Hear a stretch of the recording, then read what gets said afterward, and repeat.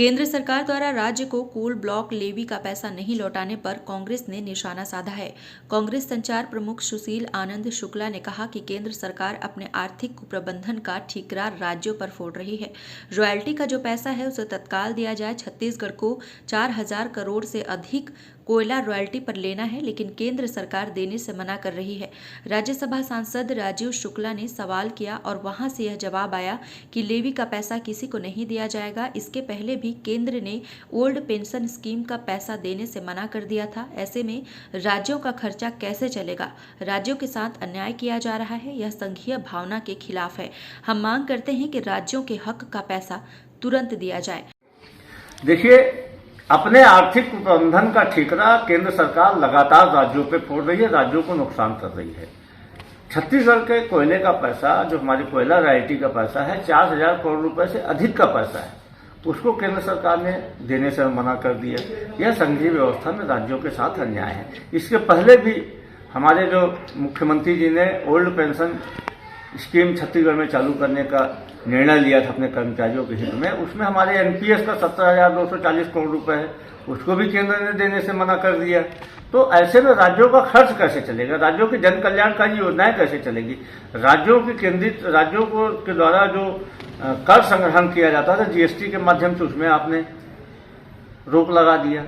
अब जब हमारे हक का पैसा है, छत्तीसगढ़ का अभी तक का 55,000 करोड़ रुपए विभिन्न योजनाओं का जो केंद्र सरकार रोक के रखी हुई है, अब हर योजना का पैसा आप धीरे धीरे देने से मना कर देंगे तो ऐसे में टकराहट की स्थिति होगी, जो राज्यों के लिए और देश की संघीय ढांचे के लिए उचित नहीं है। केंद्र सरकार को राज्यों के जन कल्याणकारी कार्यों को यथावत जारी रखने के लिए जो उसका पैसा तत्काल जारी करना चाहिए।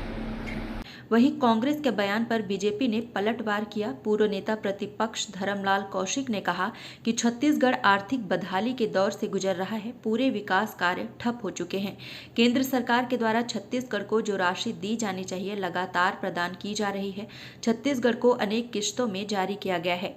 केंद्र की योजनाओं का छत्तीसगढ़ में क्या हश्र हो रहा है, किसी से छुपा नहीं है। जिस प्रकार से अपराध यहाँ बढ़ रहा है, वह कैसे रुके? राजीव शुक्ला को केंद्र में आवाज उठाना चाहिए। मुझे बहुत अच्छा लगेगा।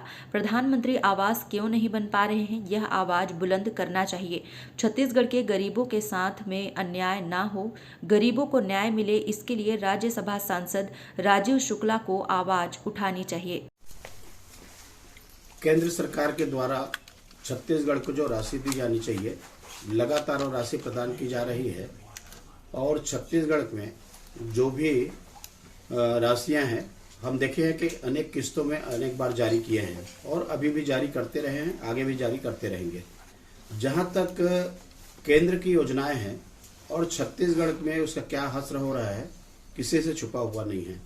हम चाहे जल मिशन की बात करें, प्रधानमंत्री आवास की बात करें या अन्य योजनाएं की बात करें, एकदम खराब स्थिति छत्तीसगढ़ में है। मुझे लगता है कि इन सारी बातों को, जिस प्रकार से यहाँ पर अपराध में लगातार वृद्धि हो रही है, ये कैसे रुके? यदि राजीव शुक्ला जी केंद्र में उठाएंगे राज्यसभा में तो मुझे बहुत अच्छा लगेगा। प्रधानमंत्री आवास क्यों नहीं बन पा रहा है, इनके कारण में गरीब जनता पीस रही है, ये आवाज बुलंद करना चाहिए।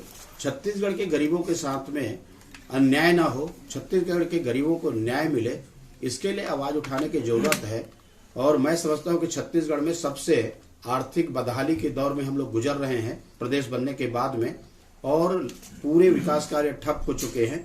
हम देख रहे हैं कि लगातार यहाँ पर भ्रष्टाचार का बोलबाला है और छत्तीसगढ़ की जनता उसमें पीस रही है।